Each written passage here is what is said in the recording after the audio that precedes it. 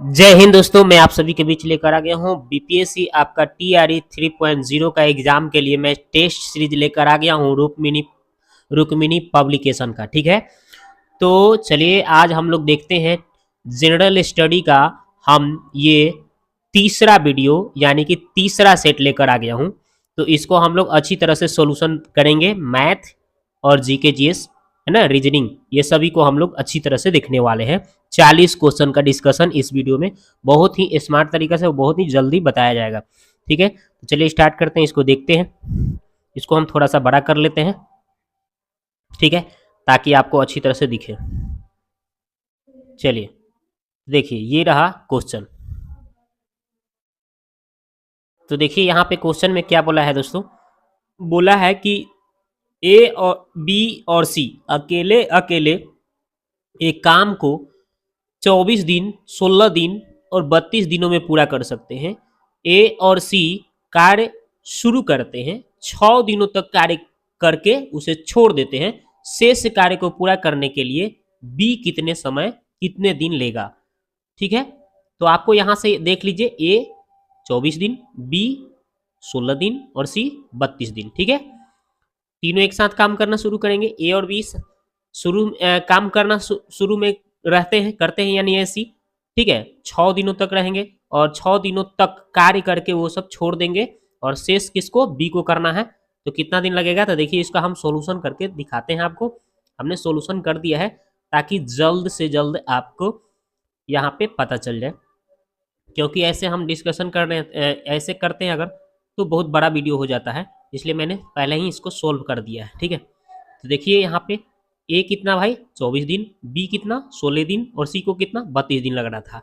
इन तीनों का आप एलसीएम ले लीजिएगा तो 96 आएगा, और ये 24 से इस 96 को भाग दीजिएगा तो 4 बार में कटेगा। ये आप 16 से भाग देंगे 96 को तो 6 बार में जाएगा, और 32 से आप 96 को भाग देंगे तो 3 बार में जाएगा। ठीक है, अब इसको आप, और बोला था कि ए और सी काम शुरू करते हैं लोग। ठीक है, तो यहाँ पे देखिए ए और सी का देख लीजिए, क्षमता कितना दिया है, 4 और 3। ठीक है, तो 4 3 कितना हो जाएगा, 7 हो जाएगा यहाँ। और दोनों कितना दिन, ए और सी 6 दिन तक काम करके छोड़ते थे, तो 6 दिन तक इनको काम करवाएंगे हम। तो यहाँ पे 4 3 कितना हो जाएगा 7, और गुना करेंगे 6 से, तो 7 6 कितना हो जाएगा दोस्तों 42। तो 42 हो गया काम।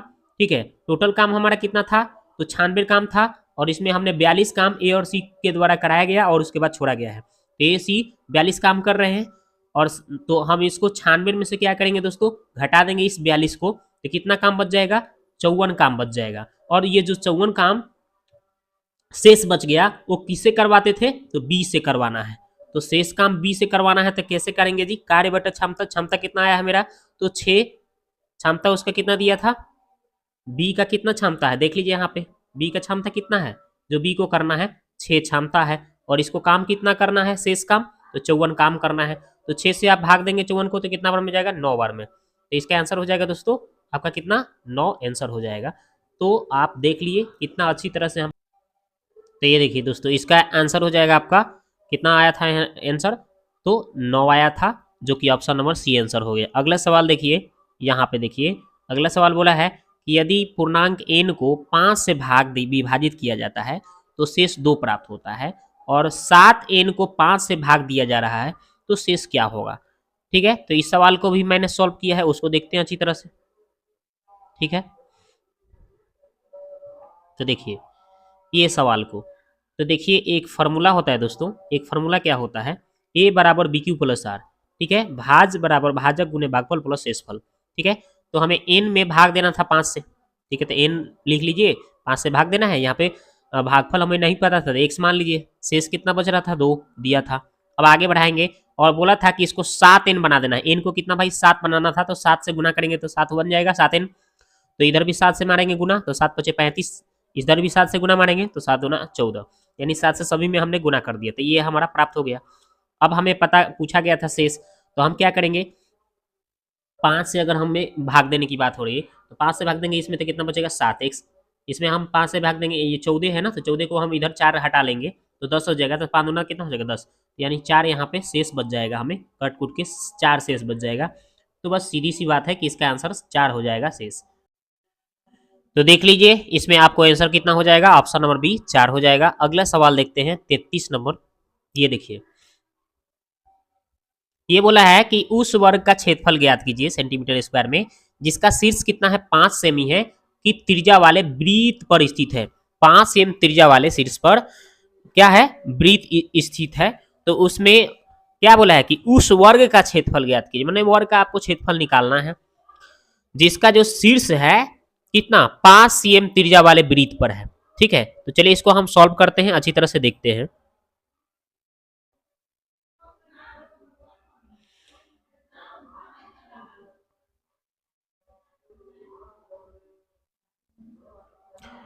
तो देखिए यहाँ पे वर्ग हमने एक वर्ग बना दिया और इसमें चारों साइड से वृत्त को खींच दिया, ठीक है, जैसे बोला था। और ये शीर्ष जो था आपका क्या हो रहा था, ये कितना सीएम, तो 5 सीएम त्रिज्या वाला शीर्ष बोल रहा था, त्रिज्या वाला। तो यहाँ पे यहाँ से यहाँ तक हमें 5 पता चल गया। ठीक है, तो इसका अगर हम टोटल निकालेंगे तब क्या हो जाएगा, ये विकर्ण हो जाएगा। 5 5 कितना हो जाएगा 10, यानी विकर्ण कितना हो जाएगा 10 सीएम। ठीक है, ऐसे विकर्ण हमें 10 पता चल गया। अब वर्ग का क्षेत्रफल निकालना होता है, एक वर्ग का क्षेत्रफल होता है 1/2 विकर्णों का स्क्वायर। ठीक है, 1/2 विकर्ण कितना है, तो 10 आया है, तो 10 का स्क्वायर कर देंगे। अब इसको हम काटेंगे तो कितना हो जाएगा जी, तो 10 का स्क्वायर 100 हो जाएगा, 2 से काटेंगे तो 50 हो जाएगा। तो 50 सेंटीमीटर स्क्वायर इसका वृत्त किसका वर्ग का क्षेत्रफल आ जाएगा। ठीक है, तो देखिए इसका आंसर कौन सा हो जाएगा, ऑप्शन नंबर बी 50 हो जाएगा। अगला सवाल देखिए, ये देखिए अगला सवाल है कि कॉट थीटा बराबर 3/4 है, तो साइन थीटा, कॉस थीटा और टेन थीटा का मान किसके बराबर होगा, ये पूछा गया है। तो हम यहाँ से हम क्या करेंगे, कॉट थीटा का मान पता है तो यहाँ से हम b/p का मान दिया है, h निकाल लेंगे और इसमें भर के आंसर कैलकुलेट करेंगे, आंसर आ जाएगा। तो देखिए कैसे हमने बनाया है, सॉल्यूशन दिखाते हैं आपको। देखिए यहाँ पे हमने सोल्व किया है, क्या बोला था हमने आपको, हाँ देखिए क्या बोला था कि यहाँ पे जो कॉट थीटा है ऊपर वाला जो दिया है उसको हम बी बोलते हैं और नीचे वाले को हम लोग पी बोल देते हैं। तो b/p होता है कॉट थीटा का सूत्र। अब यहाँ पे हम h निकाल लेंगे, h निकालने का सूत्र होता है क्या, P square plus B square, इसका सूत्र होता है रूट में। तो देखिए पी का मान कितना है 4, तो 4 का स्क्वायर, बी का मान कितना है तो 3, तो 3 का स्क्वायर। जोड़ जाड़ करके हमने कैलकुलेट किया तो हमें कितना आ गया दोस्तों, तो हमें प्राप्त हो गया 5, एच का मान हो गया 5। तो हमें पी बी एच सब पता चल गया। अब मान भर देंगे हम। तो देखिए हमें निकालना कितना था, निकालना था साइन थीटा, कॉस थीटा और minus tan theta. Sine theta का सूत्र होता है p/h, कॉस थीटा v/h और टेन थीटा p/b। अब इस सब का हम मान भर देंगे यहाँ से देख करके। देखिए यहाँ से आप p का मान 4 भर दीजिए, b का मान 3 भर दीजिए और h का मान दोस्तों 5 भर दीजिए और यहाँ पे भर के कैलकुलेट कर लीजिए। तो देखिए हमने यहाँ सब भर दिया और मान कैलकुलेट कर लेंगे हम। यहाँ इन दोनों को हम डायरेक्ट जोड़ दिए हैं, तो 3 और 4 कितना हो जाएगा 7, 7/5 और ये वाला ऐसे ही। अब इसको हम एलसीएम लेंगे दोस्तों, तो एलसीएम लेंगे तो कितना आ जाएगा, 5 3 का एलसीएम 15, 3 सते 21, 4 पचे 20, घटाएंगे तो 1/15। ई रहा आपका ऑप्शन बी आंसर हो जाएगा इसका। तो इसका आंसर हो जाएगा ऑप्शन नंबर बी आपका 1/15। अब देखते हैं नेक्स्ट सवाल। ये देखिए सवाल बोला है कि उस बिंदु का नियामक बताइए जो बिंदु इतना तथा इतना को मिलाने वाले रेखाखंड 3:2 के अनुपात में अंत विभाजित करता है। तो इसका बिंदु का हमें नाम मान निकालना है। तो चलिए इस सवाल को अच्छी तरह से देखते हैं।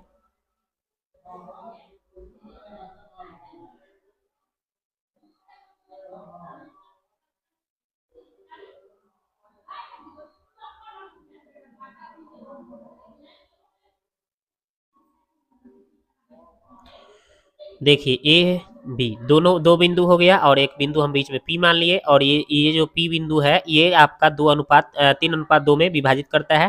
तो हम m1 m2 मान लिए इसको और ये होता है x1, ये होता है x2, ये होता है y1, ये होता है y2। अब मान भर देंगे हम, विभाजन अंत विभाजन सूत्र हो गया ये p बराबर है ना, क्या होता है m1, ये इसका आप mx लिख दीजिए 12 21 12 लिख दीजिएगा, my लिख दीजिए 12 21 12 है ना, प्लस प्लस लगा दीजिएगा।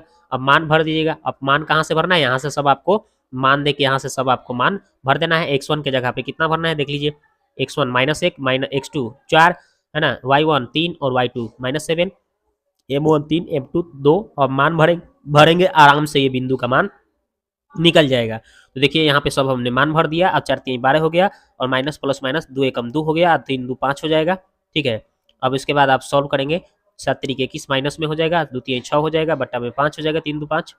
अब इसको सॉल्व करेंगे तो यहाँ पे ऊपर 10 नीचे 5 काटेंगे, 5 दूना 10, 2 बार में हो जाएगा 2। और यहाँ पे इसको आप सोल्व करें हैं तो -15/5, तो 5 3 15 हो जाएगा, -3 आ जाएगा। यानी सीधा सीधा हमें आंसर पता चल गया, 2 और -3 इसका आंसर हो जाएगा। इसका आंसर कौन सा हो जाएगा? ऑप्शन नंबर सी इसका आंसर हो गया। अगला सवाल देखिए, ये देखिए सवाल है, कह रहा है कि यादृच्छिक रूप से चुने गए एक अर्ध वर्ष अधिवर्ष में आपका 53 रविवार होने की प्रायिकता क्या होगा? ठीक है, तो चलिए इसको भी हमने सोल्व किया है, इसको भी देख लेते हैं। तो देखिए ये रहा 36 नंबर का सॉल्यूशन हमने कर दिया है। एक अर्धवर्ष में 366 दिन का होता है, अधिवर्ष लीप वर्ष लगता है तो 366 दिन, और 52 पूर्ण सप्ताह होते हैं और 2 दिन एक्स्ट्रा बढ़ जाते हैं। तो 2 दिन निम्न रूप से कौन कौन से हो सकते हैं, है ना? संडे मंडे, ऐसे मंडे ट्यूसडे ऐसे करते करते 7 गो दिन आएंगे ऐसे करके। ठीक है, तो इन्हें हमें 7 प्राप्त हो जाएगा। और इसकी घटनाएं जो होता है रविवार सोमवार शनिवार रविवार ऐसे हो सकता है, यानी 2 घटना हो सकता है। तो एनी बटा एन एस इसका फॉर्मूला होता है, तो एनी का मान 2 और एन एस के मान 7, यानी 2/7 इसका आंसर हो जाएगा दोस्तों। एनी के मान देख लीजिए यहाँ पे 2 पता हो गया हमको, और एन एस का हमें मान पता चल गया है, टोटल संभावना 7, तो वही 2/7 इसका क्या हो गया? आंसर हो गया। तो 2/7 इसका आंसर हो जाएगा बी नंबर। अब अगला सवाल देखिए, ये रहा 37 नंबर सवाल बोल रहा है कि जमीन पर स्थित 2 बिंदुओं की खंबे के उच्च बिंदु के उन्नयन कोण एक दूसरे के पूरक है। तो पहले बिंदु और दूसरे बिंदु के खंबे के आधार की दूरियां 9 मीटर और 16 मीटर है, तो खंबे की ऊंचाई निकालना है। ठीक है, तो ऐसे सवाल बहुत ही आसान होते हैं। आपको क्या करना है, एक ऐसे डायग्राम बना लेना है। ठीक है, और इसमें आपको ये यहाँ पे अल्फा यहाँ पे बीटा मान लेना है। ठीक है, अल्फा बीटा करके, है ना? इसमें कोण नहीं दिया है, और दोनों कोण बोला है, पूरक कोण बता रहा है ना, पूरक कोण बोल रहा है ना, एक दूसरे के पूरक कोण है। तो आप ऐसे भी बना सकते हैं डायग्राम, या फिर ऐसे आप बना लेंगे। ठीक है, जैसे ही आप बनाएंगे तो एगो को आप 90 मानेंगे, ठीक है, और एगो को 90 माइनस थीटा मान लेंगे। ठीक है, ये 2 कोण मान लेंगे। और यहाँ पे एक जो दूरिया है आधार से खंबे की, क्या एक 9 मीटर की दूरी है, एक 16 मीटर की दूरी है।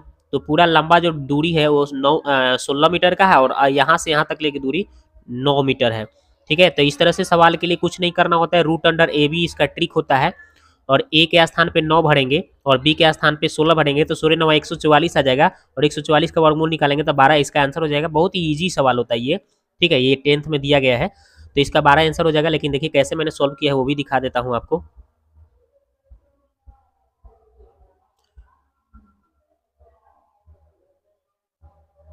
देखिए मैंने सॉल्व भी कर दिया है, इसको देख लीजिए। तो देखिए ये डायग्राम हो गया। तो ये देखिए दोस्तों, यहाँ पे हमने क्या किया है, तो ये देखिए दोस्तों हमने क्या किया है, 37 नंबर ये डायग्राम बनाया उसका। एक बोला था ना कि दोनों जो कोण था एक दूसरे के पूरक था, तो एगो को आप अल्फा बीटा मान के बना सकते हैं, या 90 90 माइनस थीटा मान के बना सकते हैं। ठीक है, और एक दूरी था आधार से कितना, टोटल 16 दिया था, यहाँ से यहाँ तक दूरी 9 था। तो हमने इसका ट्रिक बताया कि जब भी इसका ऊंचाई निकालना हो तो आपको फटाफट क्या करना होगा, सीधा सीधा ये सूत्र लिख देना है, रूट अंडर ए बी, और ए के मान कोई भी आप ए मान लीजिए ए 9 है, बी मान लीजिए 16 है। अब 16 9 भर दीजिए, 16 9 144, और इसका वर्गमूल निकलेगा 12 मीटर, इसका झट से आंसर आ जाएगा दोस्तों। ये तो बस ऐसे सवाल का आंसर आपका 12 हो जाएगा, सिंपल। ठीक है, अब देखते हैं अगला सवाल, देखते हैं। ये देखिए अब आ गया आपका जीके जीएस। चलिए स्टार्ट करते हैं, इसको देखते हैं बहुत ही अच्छी तरह से।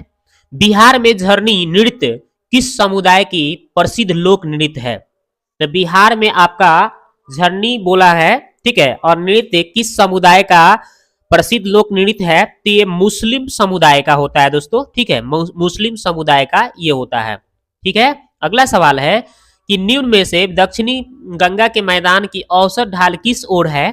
तो इसका आंसर हो जाएगा दोस्तों ऑप्शन नंबर ए, दक्षिण से उत्तर की ओर है। अगला सवाल है, बिहार राज्य की बरौनी में स्थित तेल शोधक कारखाना किसकी इकाई है? तो इसका आंसर हो जाएगा दोस्तों ऑप्शन नंबर सी, भारतीय तेल निगम हो जाएगा इसका आंसर। ठीक है, अब अगला सवाल देखते हैं, 41 नंबर सवाल। ये देखिए, तो अगला सवाल बोला है कि बिहार राज्य के किस प्रमंडल में 4 से अधिक जिले शामिल हैं? तो इसका आंसर हो जाएगा दोस्तों ऑप्शन नंबर बी भी हो जाएगा, और सी भी हो जाएगा, और ए भी हो जाएगा।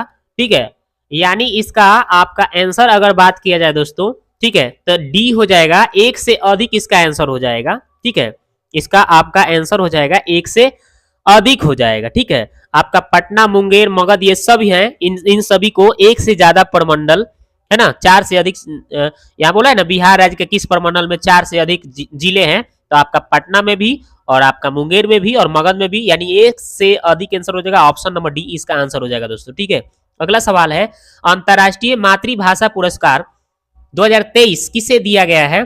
तो ये आपका इसका आंसर हो जाएगा दोस्तों option number C, doctor Mahendra Mishra का दिया गया है दोस्तों। ठीक है, डॉक्टर महेंद्र मिश्रा को दिया गया है। ठीक है, अगला सवाल देखते हैं, और अगर पूछ दे कि अंतर्राष्ट्रीय मातृभाषा दिवस किस प्रत्येक वर्ष कब मनाया जाता है, तो 21 फरवरी को मनाया जाता है दोस्तों। 21 फरवरी को मनाया जाता है प्रति वर्ष अंतर्राष्ट्रीय मातृभाषा दिवस। ठीक है, याद रखिएगा ये भी क्वेश्चन। अगला सवाल है कि Mumbai Churchgate railway station का नया नामकरण किसके नाम पर रखा गया है दोस्तों?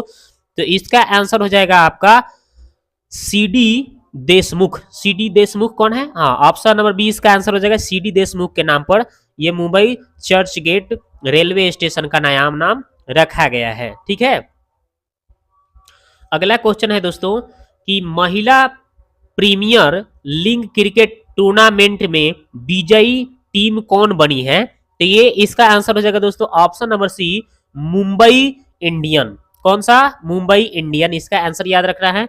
अगला सवाल है कि दो कणों के कुछ दूरी पर रखे यदि कणों के द्रव्यमान को दुगुना कर दिया जाए तो इनके बीच की दूरी अपरिवर्तित रखे और इनके बीच की गुरुत्वाकर्षण बल तो क्या हो जाएगा?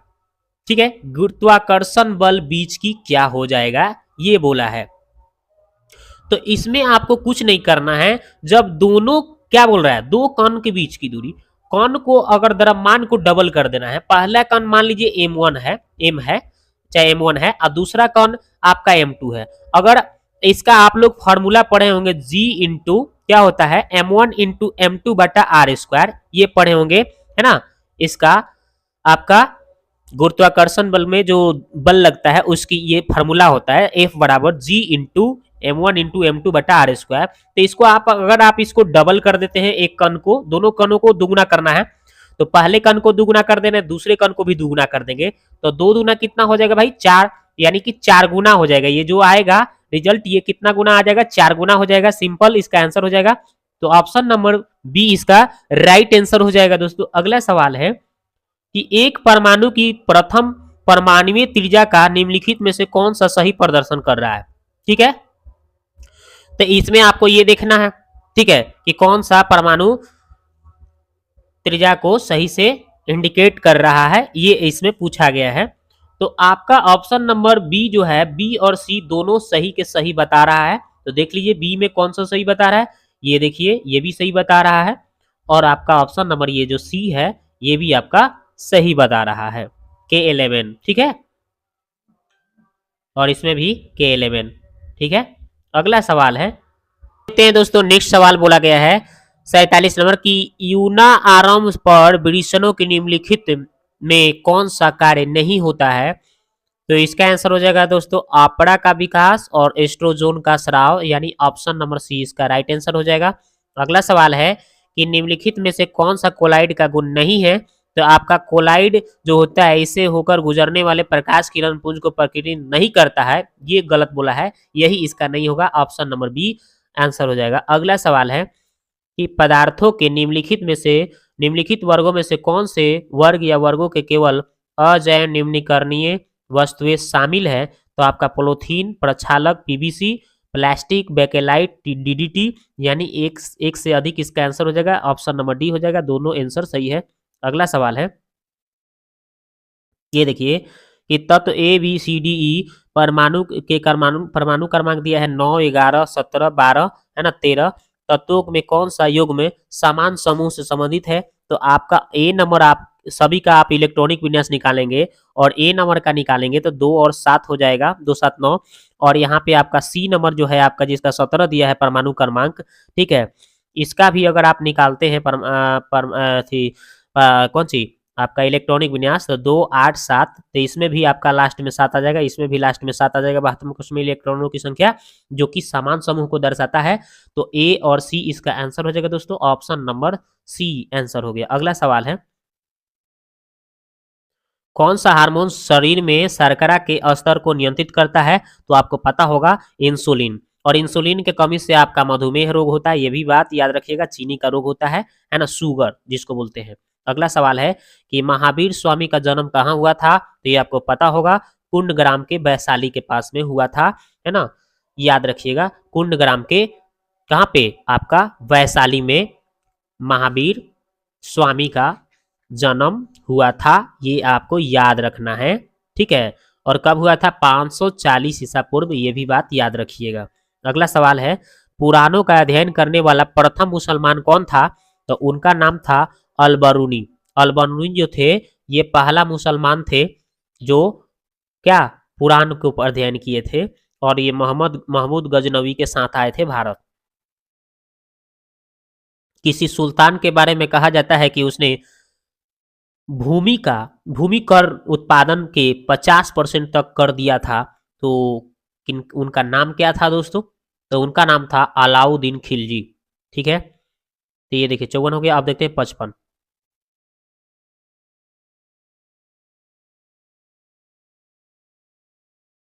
देखिए 55, निम्नलिखित में से किस सुल्तान के दरबार में सबसे अधिक गुलाम थे? तो इनका नाम था, क्या नाम था? तो इसका नाम था दोस्तों फिरोज शाह तुगलक। फिरोज शाह तुगलक जो थे, इनके दरबार में सबसे ज्यादा गुलाम था, लगभग 1,80,000, ठीक है। अगला सवाल है कि भारत में पुर्तगाली शक्ति का वास्तविक संस्थापक कौन था? तो अल्बू कक्र थे, है ना, अल्बू कक्र, ठीक है। लेकिन भारत की खोज किसने किया था 1498 में?